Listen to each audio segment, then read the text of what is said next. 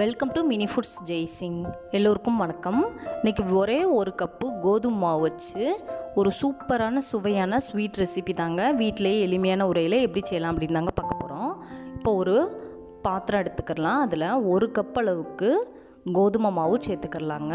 நல்லா சளிச்சு எடுத்த கோதுமை மாவு. அதில் 1/4 ஸ்பூன் அளவுக்கு உப்பு சேர்த்துக்கலாம். 1 டேபிள் ஸ்பூன் அளவுக்கு நெய் சேர்த்துக்கலாங்க. நீங்கள் நெய்க்கு பதிலாக சூடான ஆயில் கூட சேர்த்துக்கலாம். சேர்த்துட்டு எல்லாத்தையுமே இதே போல் நல்லா பிசைஞ்சு எடுத்துக்கோங்க. இந்த ஸ்வீட் வந்துட்டு கோதுமை மாவுக்கு பதிலாக மைதா யூஸ் பண்ணியும் பண்ணலாங்க. பாருங்கள், இது போல் நல்லா பிசைஞ்சு எடுத்துக்கலாம். நம்ம கையில் வந்துட்டு அந்த மாவு பிடிக்கும் பொழுது அந்த பதம் வந்துட்டு நல்லா தெரியுங்க. நல்லா பிசைஞ்சதுக்கப்புறம் அதில் கொஞ்சம் கொஞ்சமாக தண்ணி சேர்த்துக்கலாம். தண்ணி சேர்த்து இதை வந்துட்டு ஒரு சப்பாத்தி மாவோட பதத்துக்கு பிசைஞ்சு எடுத்துக்கணுங்க. பாருங்கள், இந்த அளவுக்கு பதம் இருக்கிற மாதிரி பார்த்துக்குங்க. ரொம்ப தண்ணியாகிடக்கூடாது. இப்போ ஒரு ஈக்குவலான பீசஸாக வந்துட்டு உருண்டை உருண்டையாக பிடிச்சி எடுத்து போட்டுக்கலாம். இப்போ அதில் ஒரு பீஸ் எடுத்து நல்லா அழுத்தம் கொடுத்து நல்லா உருண்டை பிடிச்சி வச்சுக்கலாம். வச்சுட்டு இதே போல் சப்பாத்தி கட்டையில் வச்சு நல்லா தேய்ச்சி எடுத்துக்கோங்க. உங்களுக்கு ஒட்டுச்சுன்னா கொஞ்சமாக மாவு வந்துட்டு சேர்த்துக்கோங்க. நம்ம நெய் சேர்த்து பிசைஞ்சிருக்கிறதுனால இது ஒட்டவே ஒட்டாது. பாருங்கள், இவ்வளோ மெல்லிஸாக இருக்கிற மாதிரி நல்லா தேய்ச்சி எடுத்துக்கலாம். இப்போது ஒரு பவுலில் 2 டேபிள் ஸ்பூன் அளவுக்கு சன்ஃப்ளவர் ஆயில் எடுத்துருக்கிறேன். அதில் 2 டேபிள் ஸ்பூன் அளவுக்கு அரிசி மாவு சேர்த்துக்கலாம். இப்போ இதை நல்லா கலந்து விட்டுக்கலாங்க. இது வந்துட்டு ஒரு திக்கான ஒரு பேஸ்ட்டு மாதிரி வரும். பாருங்கள், இதே போல் வர மாதிரி அந்த சின்ன சின்ன கட்டிகள்லாம் இல்லாமல் இதே போல் வர மாதிரி நல்லா வந்துட்டு கலந்து எடுத்துக்கலாம்.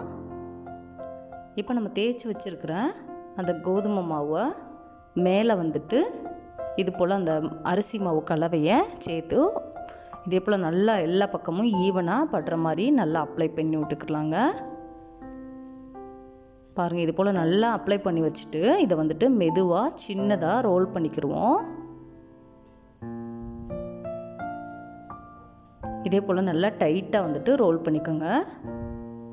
நம்ம அந்த எண்ணெயும் அரிசி மாவும் கலந்த அந்த பேட்டர் வந்துட்டு யூஸ் பண்ணி இதே போல் செய்கிறதுனால அந்த லேயர் வந்துட்டு ஒன்றோட ஒன்று ஒட்டாமல் நல்லா கிறிஸ்பாக இருக்குங்க.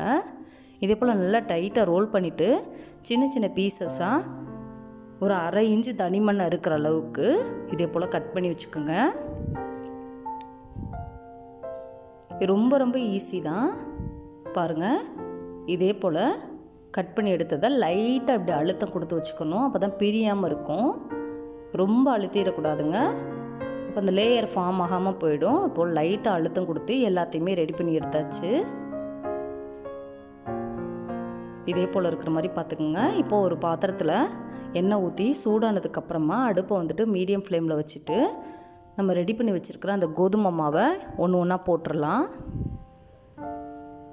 போட்ட உடனேமே லைட்டாக கலந்து விடணுங்க. அப்போ தான் அந்த லேயர் வந்துட்டு ஒன்றோட ஒன்று ஒட்டாமல் நல்லா தனித்தனியாக பிரிஞ்சு நல்லா கிறிஸ்பாக வேகும்.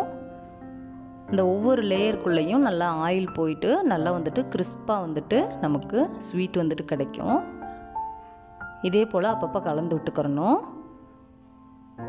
அடுப்பை வந்துட்டு மீடியம் ஃப்ளேமில் வச்சுட்டு ஒரு 5 நிமிஷத்துக்கு இது போல் கலந்து விடும் பொழுது அந்த நுரெல்லாம் நல்லா அடங்கி வரும். கலர் வந்துட்டு நல்லா சேஞ்ச் ஆகும். பாருங்கள், இப்போ நல்லா வெந்துருச்சு. அந்தளவுக்கு பதம் வந்ததுக்கப்புறமா அதை தனியாக எடுத்து வச்சுட்டு நம்ம அடுத்து வச்சுருக்கிற ஈடையும் பொரித்து எடுத்துக்கலாங்க.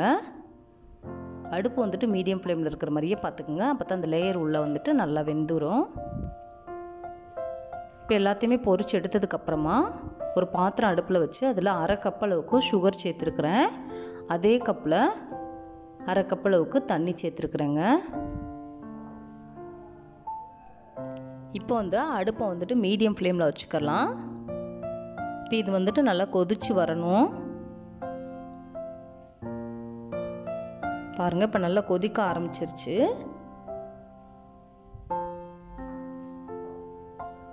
இப்போ இது வந்துட்டு லைட்டான ஒரு கம்பி பதம் வரணுங்க. இதே போல் லேசான கம்பி பதம் இருக்கணும், ஸ்ட்ராங்காக இருக்கக்கூடாது. இந்தளவுக்கு வந்ததுக்கப்புறமா இதில் 1/4 ஸ்பூன் அளவுக்கு ஏலக்காய் பவுடர் சேர்த்துக்கலாம். அடுத்து அடுப்பை வந்துட்டு ஃபுல்லாக சிம்மில் வச்சுட்டு நம்ம பொரிச்சு எடுத்து வச்சுருக்கிற கோதுமை மாவையும் இதே போல் சேர்த்துக்கலாங்க. இது சேர்த்ததுக்கப்புறம் கரெக்டாக ஒரு 2 நிமிஷத்துக்கு மட்டும் கலந்து விடணும். அடுப்பை ஃபுல்லாக சிம்லே இருக்கட்டும். அந்த லேயருக்குள்ளெல்லாம் அந்த ஜீரா வந்துட்டு நல்லா இறங்கிடும். கரெக்டாக ஒரு 2 நிமிஷம் கிளறி விட்டால் போதுங்க. அப்போ தான் அந்த லேயர் உள்ள பூரா நல்லா ஜீரா வந்துட்டு இறங்கிரும். இந்த ஸ்வீட் ஆறுனாலும் அப்படியே கிறிஸ்பாகவே இருக்குங்க.